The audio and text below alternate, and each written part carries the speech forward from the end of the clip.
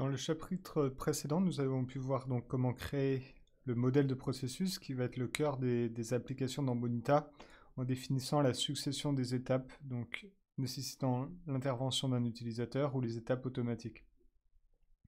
Dans ce chapitre-ci, nous allons voir comment nous définissons les données manipulées par les processus, comment elles peuvent être stockées et comment elles sont gérées côté utilisateur pour leur présentation et la saisie par l'utilisateur.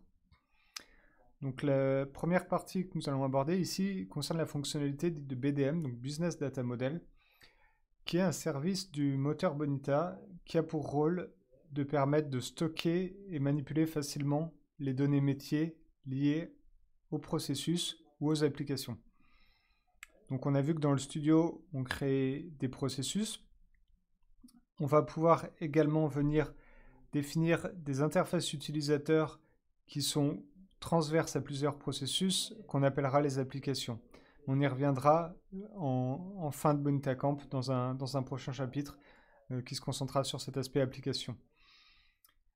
Donc, quand on va utiliser et réaliser une application avec Bonita Studio, la première étape va consister à définir le modèle de données métiers. Donc, on va définir un ensemble d'objets avec des attributs, comme par exemple une demande d'achat qui comporterait une liste d'éléments commandés, un montant, un service auquel la demande est rattachée, etc. Donc on va définir ce modèle dans le studio Bonita. Et derrière, en fait, le service de gestion des données métiers de Bonita va automatiquement générer les éléments, donc les classes Java en termes de programmation pour la manipulation des données dans le processus, et également créer tout ce qu'il faut en base de données, donc les tables en base de données, pour assurer la sauvegarde de ces données. Donc si on regarde déjà la partie définition du modèle de données, donc pour ça on va aller dans le menu développement ici, modèle de données et définir.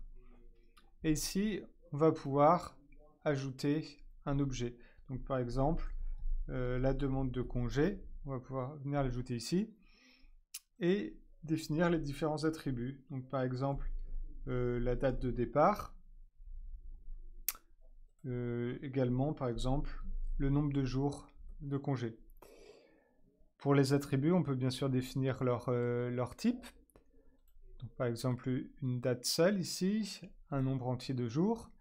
On va avoir des options pour éventuellement définir des objets comme étant multiples, donc contenir des listes au lieu d'un seul élément, les indiquer comme obligatoires. On peut éventuellement rajouter un élément de description qui va être optionnel. Et derrière, on retrouve un peu les différentes options qu'on a au niveau d'une base de données, donc classique. Donc des contraintes, par exemple, d'unicité sur un attribut. On a un ensemble de requêtes aussi qui est généré pour trouver nos différents objets, donc éventuellement filtrer en fonction des attributs de l'objet. On peut avoir des requêtes qui vont être définies manuellement aussi, si on souhaite avoir des combinatoires particulières pour nos filtres. Et enfin, pour les problématiques de performance, on peut avoir des index qui vont optimiser les performances pour les recherches les plus courantes. Aussi, un point à noter, c'est que pour un objet, on va pouvoir les composer entre eux. Ici, dès que j'ajoute un nouveau type, comme par exemple mon Business Object 1 ici, je vais pouvoir le référencer depuis ma demande de congé. On peut avoir des relations comme ça en cascade d'objets les uns avec les autres. Le point important ici est que ce modèle d'objet et également la persistance, la sauvegarde de ces données est transverse à tous les processus de mon projet. Ici, je vais pouvoir avoir un ensemble de processus qui vont manipuler, par exemple, les demandes de congé. On aura par exemple un processus pour créer une nouvelle demande de congé et un processus différent qui travaillera avec une demande de congé existante pour par exemple la modifier ou l'annuler. Donc c'est vraiment un référentiel commun qui va être partagé par tous les processus déployés sur une plateforme Bonita. Donc une fois que j'ai fini de définir mon modèle de données ici, je peux cliquer sur Terminer. Et mon modèle de processus, en fait, est automatiquement déployé dans mon environnement de test. Donc, je peux voir les données actuellement dans cet environnement de test, ici, toujours depuis le menu développement, modèle de données métiers. Je peux consulter les données. C'est une base de données H2 qui est utilisée. Ici, on a une interface web pour consulter les données. Par exemple, je peux sélectionner toutes les demandes de congés qui ont été créées actuellement. Et pour le moment, j'ai aucune demande qui a été créée. Donc, pour commencer à créer des demandes, en fait, on va devoir avoir un processus qui alimente ce modèle de données métier. Donc, pour cela, en fait, on va définir des variables métiers dans la définition du processus. Donc, on va déclarer qu'un processus interagit avec un type de données particulier. Et le processus, en fait, va pouvoir réaliser les différentes opérations donc de création, lecture, mise à jour et suppression sur ces données. Donc, en général, la création d'une donnée se fait principalement via la valeur par défaut d'une variable métier. C'est au démarrage du processus, la variable est initialisée avec une valeur par défaut. Cette valeur par défaut va en fait avoir pour effet de créer une nouvelle entrée en base de données. Lors d'exécution d'étapes du processus, par exemple, l'utilisateur peut fournir des données et via ce qu'on va appeler des opérations, on va pouvoir mettre à jour ces données. Il y a également le mécanisme de connecteur qui va pouvoir interagir avec les données. Donc, les connecteurs permettent à Bonita d'aller récupérer des informations dans des systèmes tiers ou de les envoyer vers ces systèmes tiers. Par exemple, envoyer un email. Le connecteur d'envoi d'email va pouvoir utiliser en entrée pour le contenu du message les variables métiers définies dans le processus. Un connecteur qui effectue un appel REST, par exemple, pour obtenir des informations d'un service web, va pouvoir être utilisé pour mettre à jour une variable métier. Donc tout ce cycle de vie de la donnée métier est géré par l'utilisateur via la modélisation du processus. Et on va pouvoir également exploiter ces données et les présenter dans les interfaces utilisateurs ou dans d'autres systèmes via des API qui sont disponibles dans Bonita, donc des API du moteur de workflow Bonita. Donc si on se place maintenant un peu dans le studio pour voir comment cela fonctionne sur un exemple de processus, donc je vais faire ici un nouveau processus. En général, on va commencer donc par déclarer nos données. Donc on va aller dans l'onglet données en ayant sélectionné le processus. Dans l'onglet variables de pool, ici on a les variables métiers. On a un autre type ici qui s'appelle variable de processus, mais qui est déprécié, et donc on va plutôt utiliser exclusivement les variables métiers.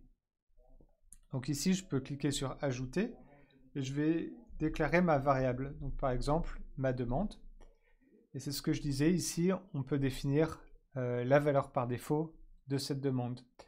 Donc pour cela, on a accès soit à un script, dans lequel on va pouvoir créer ce nouvel objet, soit éventuellement j'ai l'option d'utiliser une requête pour rechercher une demande qui serait déjà existante. Je le mentionnais par exemple tout à l'heure dans le cas de la modification d'une demande de congé existante. Donc ici, si je le souhaite, je peux faire une nouvelle demande de congé et initialiser mon objet. On verra en général, on ne va pas créer la variable métier seulement avec les valeurs par défaut de manière statique, on va utiliser des informations de l'utilisateur et pour ça je reviendrai juste après sur le concept qu'on a de contrat. Je disais pour mettre à jour la donnée métier, par exemple, suite à des informations fournies par l'utilisateur lors d'une étape, lors de l'exécution, on va pouvoir définir des opérations. Donc dans cet onglet exécution opération, je peux ajouter ici une opération, sélectionner ma demande de congé et par exemple, je vais pouvoir mettre à jour la description en choisissant ici l'option utiliser une méthode Java, l'opération de mise à jour de la description et là je pourrais mettre la valeur de ma description que je souhaite positionner. Comme je disais, on peut aussi utiliser ces données dans les connecteurs, mais ça, on y reviendra dans le chapitre sur les connecteurs. Mais c'est de la même manière que pour les opérations. On peut mettre à jour les données via les connecteurs. Voilà un peu pour le BDM.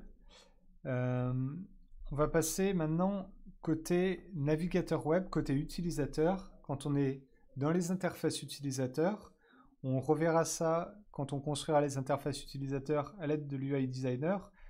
Si je le montre dès maintenant dans le studio, quand on affiche l'UI Designer et qu'on crée une interface utilisateur, par exemple un formulaire de processus ici, on a cette notion ici de variable. On va pouvoir créer des variables et donc on a des données côté formulaire. Donc à la différence du BDM qui est sur le serveur d'application Bonita, là où s'exécutent les processus, les données de formulaire se trouvent vont vivre du côté navigateur de l'utilisateur. Donc chaque utilisateur qui se connecte à un formulaire aura des valeurs différentes. Donc pour ces données, on va être cette fois sur des types JavaScript. C'est des données qui vivent dans le navigateur web de l'utilisateur, donc on est en JavaScript. Et elles sont initialisées ou mises à jour via les opérations qu'on va définir dans le formulaire, donc en général via des appels à des API. Par exemple, on peut initialiser les données de la demande de congé via ce qu'un utilisateur précédent a saisi en faisant appel au moteur Bonita pour qu'il nous donne les informations relatives au business variable. Ou alors, ça peut être également mis à jour tout simplement par la saisie des utilisateurs. On verra que quand on définit nos formulaires, on peut associer à un champ texte une variable qui stockera les données saisies et envoyer le contenu de cette variable lorsque l'utilisateur soumet le formulaire. On peut aussi avoir du code JavaScript qui combine différentes variables, qui réalise des opérations pour valoriser ces variables. Vu qu'on est dans le navigateur web de l'utilisateur, il faut bien avoir conscience que lors de la mise à jour de ces variables, il n'y a pas de sauvegarde automatique. Si l'utilisateur ferme son navigateur web, ces variables ne sont pas persistées. Donc si on souhaite avoir une sauvegarde, il faudrait éventuellement les transmettre côté moteur Bonita pour les faire persister, par exemple via l'exécution d'une étape dans les business variables. Donc voilà un peu, c'est un aperçu rapide ici sur les données de formulaire. C'est un point sur lequel on reviendra plus en détail dans le chapitre dédié à la création des interfaces utilisateurs. Un autre aspect autour de la gestion des données gérées par Bonita, c'est l'aspect gestion des fichiers et documents. Donc dans Bonita, il va être possible d'uploader, d'associer à un processus un fichier. Et en fait, Bonita fournit un système de gestion documentaire donc on va qualifier de léger, parce qu'il va gérer bien sûr tout ce qui est aspect de versionning, etc. Mais il sera forcément moins riche qu'un système dédié à ce type de problématique. Mais il peut bien sûr être couplé à un système externe. Par exemple, le fichier peut être envoyé vers Bonita, mais par la suite envoyé vers une gestion documentaire type SharePoint, Alfresco, etc. Pour la gestion documentaire, le document va être déclaré au niveau de la définition du processus. De la même manière que sur le processus, on déclare des données, ici, des variables métiers, on a cet onglet document pour définir le document que manipule mon processus. Par exemple, ici, on lui donne un nom. Il est possible de l'initialiser éventuellement. Donc on va voir sur ce concept de contrat, donc pour les informations que l'utilisateur nous soumettrait au démarrage du processus, ou éventuellement à partir d'un fichier qu'on embarquerait dans la définition du processus pour qu'il ait toujours une valeur par défaut. Par exemple, si on souhaite avoir un modèle de document que l'utilisateur va devoir compléter, ou à partir directement d'un système externe. Et derrière, donc, de la même manière, dans les opérations du processus, on pourra mettre à jour ce document. Une différence par rapport au BDM, c'est que les documents que l'utilisateur va uploader vont être associés à l'instance de processus. Donc, quand le processus va se terminer, les documents vont prendre ce statut d'état archivé comme l'instance de processus elle-même. Si on compare par rapport au BDM, le BDM, quand un processus se termine, il n'y a pas d'opération particulière sur les variables métiers. C'est vraiment l'utilisateur qui contrôle les variables métiers. Si on prend l'exemple sur une étape ici, je peux avoir une opération où je vais choisir de supprimer mon objet demande.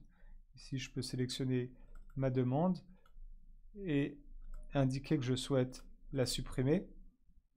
C'est moi réellement qui contrôle le cycle de vie de mon objet, alors que sur les documents, il y a une gestion qui est corrélée au cycle de vie du processus.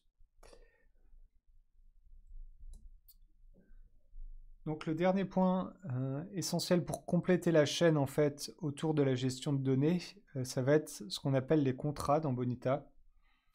Donc l'idée du contrat va être de déclarer quelles sont les données attendues pour démarrer un processus ou exécuter une étape.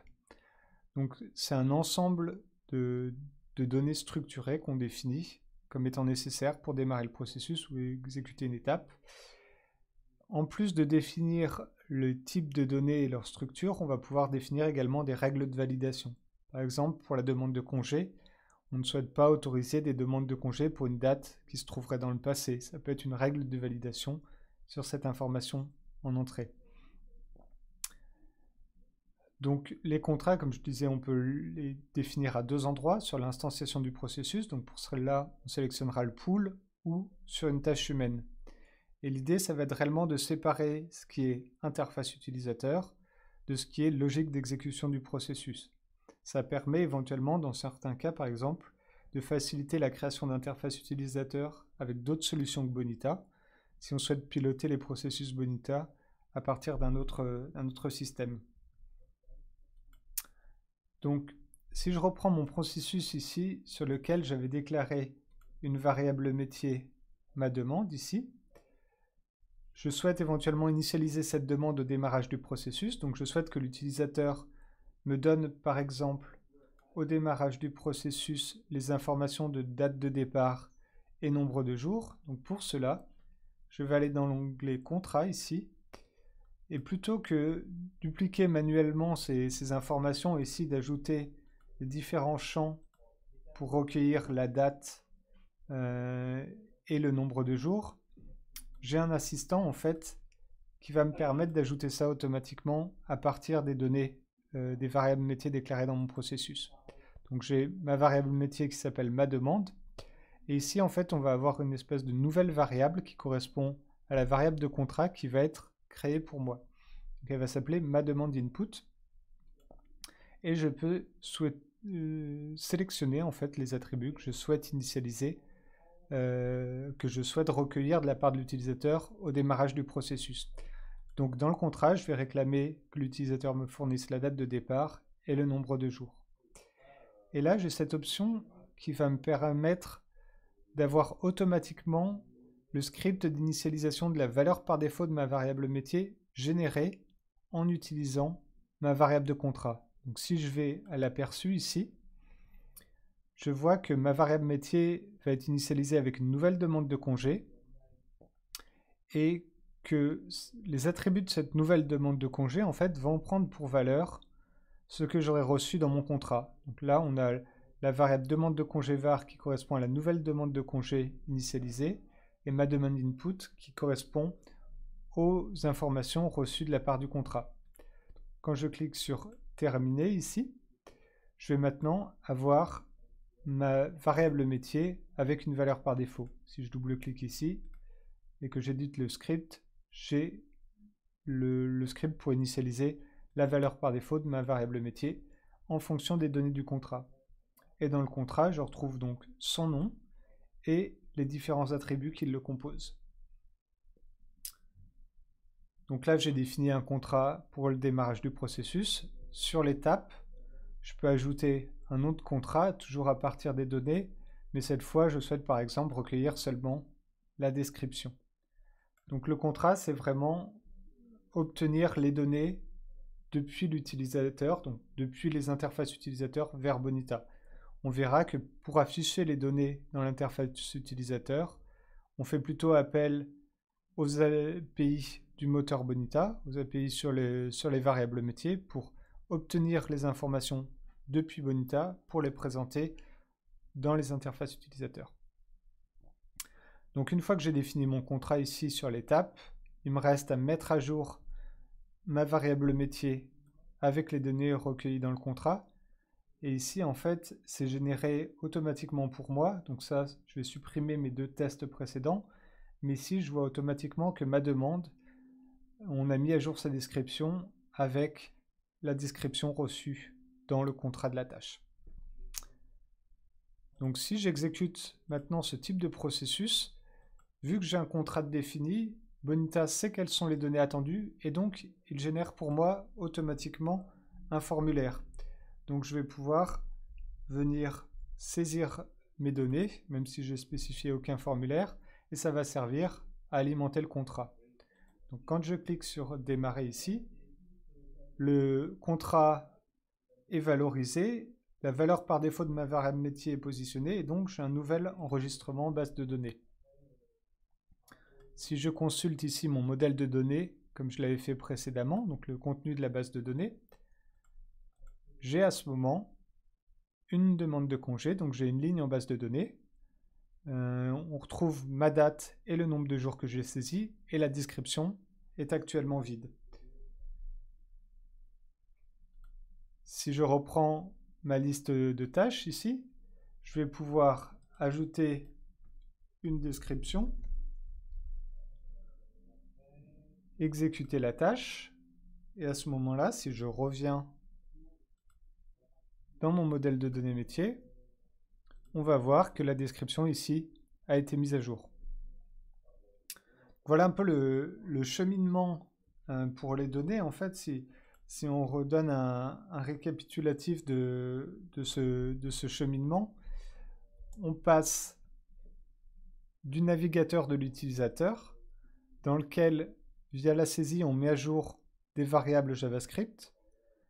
Le fait de soumettre un formulaire va faire transiter les données lors d'un appel au moteur Bonita pour lui demander la création de l'instance du processus. Donc les données, en fait, à ce moment-là, c'est le format JSON qui est utilisé, donc le JavaScript Object Notation. Donc on peut visualiser les données qui transitent.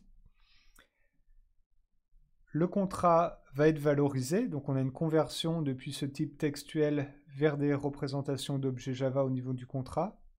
Derrière, c'est éventuellement les valeurs par défaut de la variable métier qui sont initialisées, en général pour un contrat d'instanciation de processus, ou alors, lors d'un contrat sur une étape, en général, on va utiliser derrière des opérations ou dans des connecteurs ou d'autres solutions encore pour exploiter ces données soumises par l'utilisateur. Je vais simplement revenir sur un point concernant effectivement la circulation de ces données. On peut voir, si je me repositionne dans le portail Bonita, quand je vais démarrer mon processus ici et soumettre ce formulaire, je peux afficher la console du navigateur. Et ici, en fait, dans la console du navigateur, on peut voir circuler les données qui sont envoyées au processus. Par exemple, si je saisis donc une date, et quand je le clique sur le bouton démarrer, en fait, on peut voir qu'il y a un appel qui est fait à l'API instantiation. On retrouve le nom du processus, sa version. Et en fait, si on regarde le contenu de la requête, on va trouver la demande avec la date de départ et le nombre de jours. Donc on retrouve finalement les données du contrat. On a exactement la structure du contrat, un objet maDemandInput avec date de départ et nombre de jours. Si on compare au contrat ici, maDemandInput, date de départ, nombre de jours. Donc finalement, il y a une convention de nommage entre les données qui transitent ici sous forme de JSON et le contrat pour faire cette association et la valorisation du contrat. Donc si lorsque vous soumettez un formulaire, le processus ne démarre pas ou la tâche n'est pas exécutée, vous pouvez vérifier en fait le contrat pour voir quelles sont les données qui circulent. Également, on peut voir le fonctionnement au niveau des API. Donc, comment se passe une requête aux API Bonita. Donc, si je prends ma demande de congé, donc par exemple ici, j'ai ce type d'URL pour les API Bonita, donc qui commence par API. On a différents types d'API, donc là je suis sur les données métiers, le Business Data Model.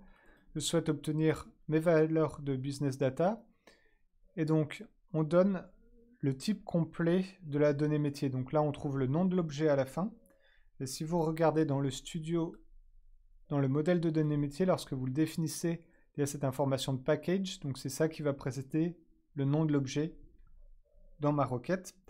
Donc ça, c'est des choses qu'on reverra plus en détail quand on construit les interfaces utilisateurs. Ça permet de visualiser comment, dans une interface, on peut récupérer ici les données. On va derrière lui indiquer quelle requête je souhaite exécuter, par exemple une requête de recherche. Il y a de la pagination également, et ça nous permet d'obtenir les informations sur les différentes demandes de congés qui ont été effectuées. On a d'autres options également pour obtenir les informations d'une demande de congé précise rattachée à un processus depuis la référence que fait le processus en fait vers une demande de congé.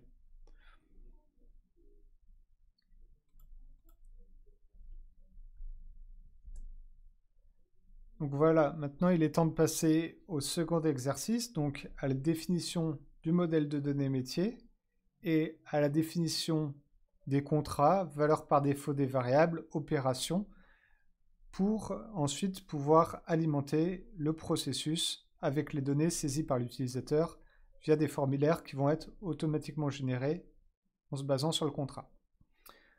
Dans le prochain chapitre, nous verrons comment customiser les formulaires Bonita.